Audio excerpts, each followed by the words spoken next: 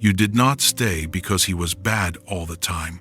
You stayed because every now and then he became exactly the man you had been waiting for.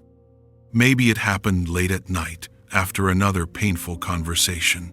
For once, he did not defend himself. He listened. He apologized. He admitted that something needed to change, and he said the words you had been waiting months to hear. You went to sleep believing something had finally shifted, and maybe he meant it. That is the part no one talks about enough. Sometimes the apology is real. Sometimes the tears are real too. But sincerity in one moment does not always become consistency the next morning. When the old behavior returned, you kept holding on because you had seen what was possible. You were afraid that leaving now would mean leaving just before he finally became the man you had been praying for. Women of faith can be especially vulnerable to this. You believe in grace, redemption, and second chances. You have watched God restore broken lives, so when you see something good inside a man, you do not want to give up on it too soon.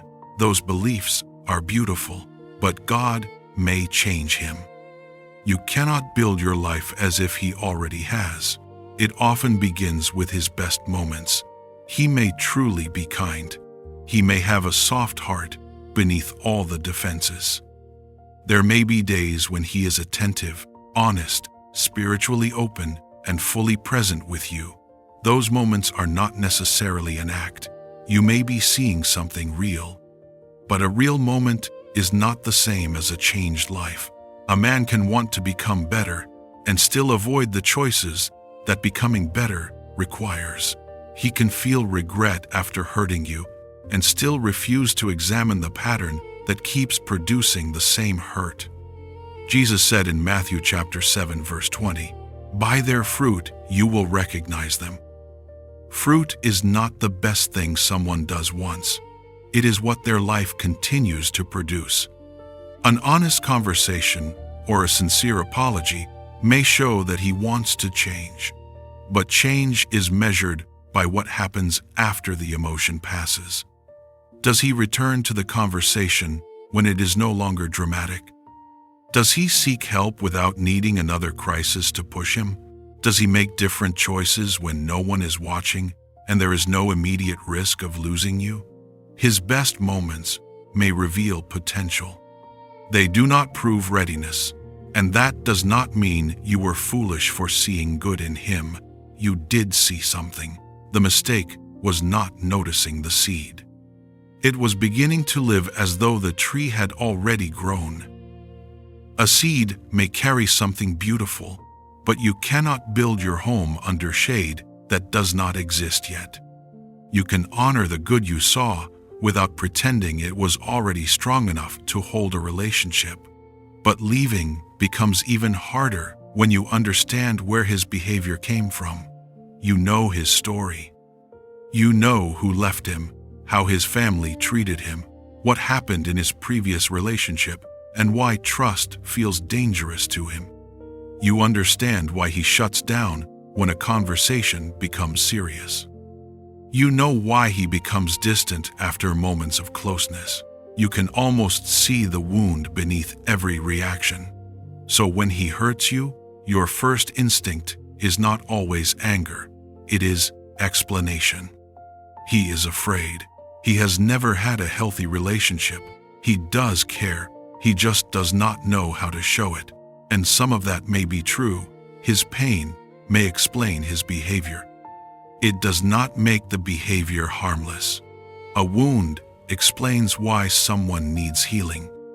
It does not mean you are required to keep receiving the consequences while they decide whether they want to heal. Proverbs chapter 4, verse 23 says, "Above all else, guard your heart, for everything you do flows from it." Guarding your heart does not mean becoming cold or refusing compassion. It means recognizing that compassion without boundaries can slowly become permission.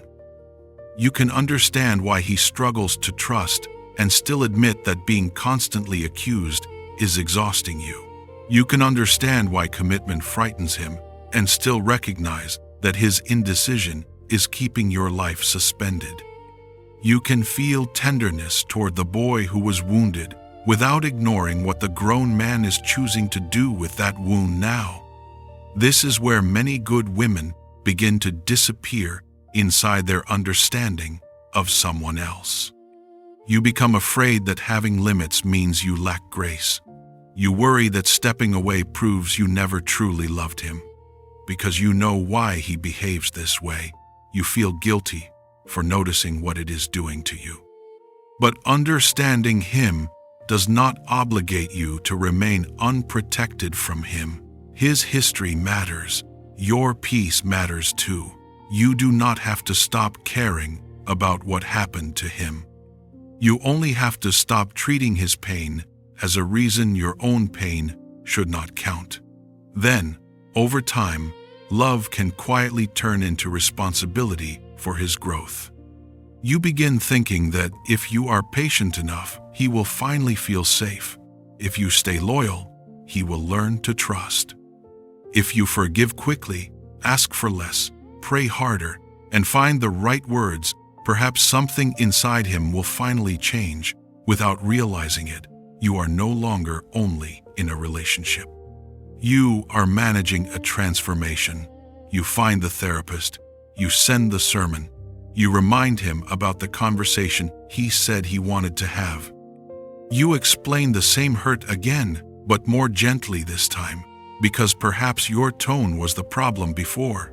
Slowly, his healing becomes another responsibility on your list. And when he improves for a while, you feel hopeful. When he returns to the old behavior, you start questioning yourself.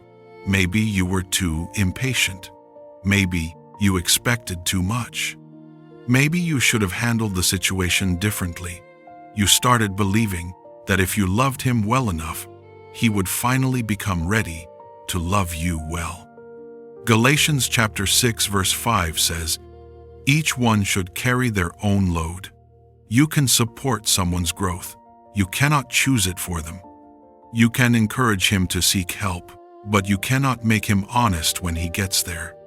You can invite him toward God, but you cannot surrender his life for him. You can create a safe place for truth, but you cannot force him to stop hiding from it. There are choices that belong only to him. He must decide that healing is worth the discomfort. He must take responsibility when there is no threat of you leaving. He must choose discipline after the emotional conversation is over. Your love may encourage transformation, but it cannot replace his decision to transform. And his refusal to grow is not proof that you failed to love him correctly. You were trying to protect something you cared about. You saw who he could be and wanted to help him reach that place. There is nothing shameful about that desire. But there comes a point when helping becomes carrying, and carrying becomes exhaustion. You are allowed to step back and let his choices belong to him. You are allowed to say, "I still believe you are capable of more, but I cannot continue building my life around the hope that you will choose it." If you recognize yourself here, clear about the truth tonight, but afraid that by tomorrow your heart may begin negotiating with it again, I created the Still Point, a 30-day devotional for the woman who is waiting. Each day is designed to help you stay grounded in what God is showing you, so clarity becomes something you practice, not only something you feel for a few minutes. You can find it in the pinned comment or the first link in the description. And there is another reason letting go becomes so difficult. After a while, the time you have already invested begins making the decision for you. You prayed for him. You stayed through difficult seasons. You forgave things you never imagined you would forgive. You defended him to people who were worried about you because they did not know the man you saw when the two of you were alone. Months passed, maybe years, Now leaving does not feel like ending only a relationship. It feels like admitting that all the waiting, forgiving, explaining, and hoping did not produce what you believed it would. So you give it another month. You have one more conversation. You wait for one more sign. Sometimes you are not staying because the relationship is getting better. You are staying because leaving would force you to admit how long it has remained the same. You think, I have already come this far. There must be a reason God allowed me to invest so much. I cannot let everything we survived mean nothing. But the time already given cannot be the only reason you give more. Isaiah chapter 43 verses 18 and 19 say, Forget the former things. Do not dwell on the past. See, I am doing a new thing. Sometimes the new thing is a restored relationship. Sometimes it begins when you stop allowing yesterday's investment to control tomorrow's decision. Leaving does not automatically turn the past into a waste. What you learned remains. The discernment you gained remains. The boundaries you finally discovered remain. The ways God met you in the pain remain too. A relationship can be part of your story without being the final destination of it. Redemption does not always mean receiving the same person in a better form. Sometimes it means receiving yourself back with clearer eyes. You do not have to keep losing time just to prove that the time already given mattered. And beneath all of this, there may be a fear you have barely admitted, even to yourself. You are afraid that another woman will receive the man you waited for. You picture leaving, and then you imagine him finally changing. He becomes consistent. He starts communicating. He takes his faith seriously. He goes to therapy, faces the things he avoided, and becomes emotionally available. Then another woman meets him after the work is done. She receives the conversations you begged him to have. She receives the commitment you kept waiting for. She meets the version of him you believed was inside him all along. And you wonder, what if I leave just before everything changes? That fear can keep you attached long after the relationship has stopped giving you peace. You may think, I helped him come this far. I cannot walk away now. But his possible future growth cannot become the payment you believe you are owed for your present suffering. In Mark chapter 10, a wealthy young man came to Jesus and asked what he needed to do. Scripture says, Jesus looked at him and loved him. Then Jesus told him the truth and invited him to take a difficult step. The man chose to walk away. Jesus loved him. He saw value in him. He knew what the man could become if he surrendered. But Jesus did not chase after him and lower the requirement because the man was not ready. Love did not make Jesus deny the man's present choice. You can love someone and still allow his choices to reveal where he truly is. Maybe he will change after you leave. Maybe losing the relationship will confront him in a way your continued presence never could. And yes, that may hurt. You may still wonder why he could not become that man with you. You may feel anger, grief, or even jealousy when you imagine him treating someone else differently. Knowing that you made the right decision does not mean you will feel nothing. It means those feelings no longer get to make the decision for you. If he becomes a better man someday, that will be the result of choices he finally made. It will not prove that you should have remained wounded until he made them. Another woman, receiving a healthier version of him, would not mean she won something that belonged to you. A human being is not a reward for suffering the longest. You do not earn love by enduring more pain than everyone else. You can hope that he heals. You can pray that he grows, becomes honest, and learns to love well. But you do not have to stand in the path of his unfinished choices while you wait for that prayer to be answered. Maybe you were not wrong about all of his potential. Maybe you did see something real. But potential is not a promise. You saw him in his best moments and believed those moments were becoming a life. You understood his wounds and slowly began excusing his choices. You tried to love him into readiness, then stayed because you had already given so much. And somewhere underneath it all was the fear that if you released him now, someone else might receive everything you had waited for. None of that makes you foolish. It means you are hopeful, loyal, compassionate. You are capable of seeing good in people before it is fully formed. God is not asking you to lose those qualities. He is teaching you where they belong. You can believe in redemption without calling potential readiness. You can care about his healing without becoming responsible for it. You can honor what the relationship meant without allowing its history to own your future. God can change him. You cannot build your life as if he already has. You do not need to hate who he is to admit that he is not yet the man you need. You do not have to call him evil to recognize that his present choices cannot sustain the relationship you are trying to build.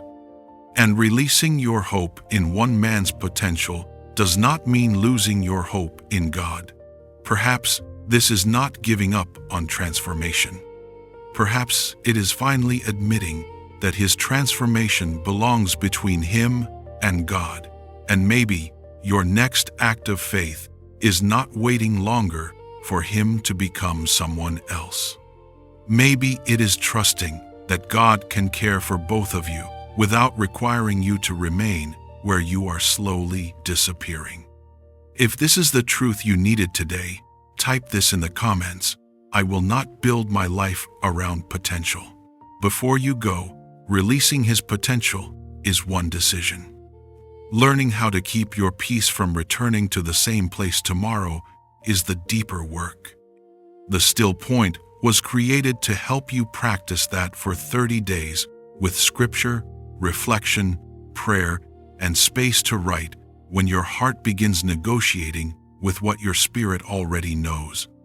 And if the nights are the hardest part, there is a complete audio version too, so you can close your eyes and listen. You can find it in the pinned comment or the first link in the description. Come walk those 30 days with me.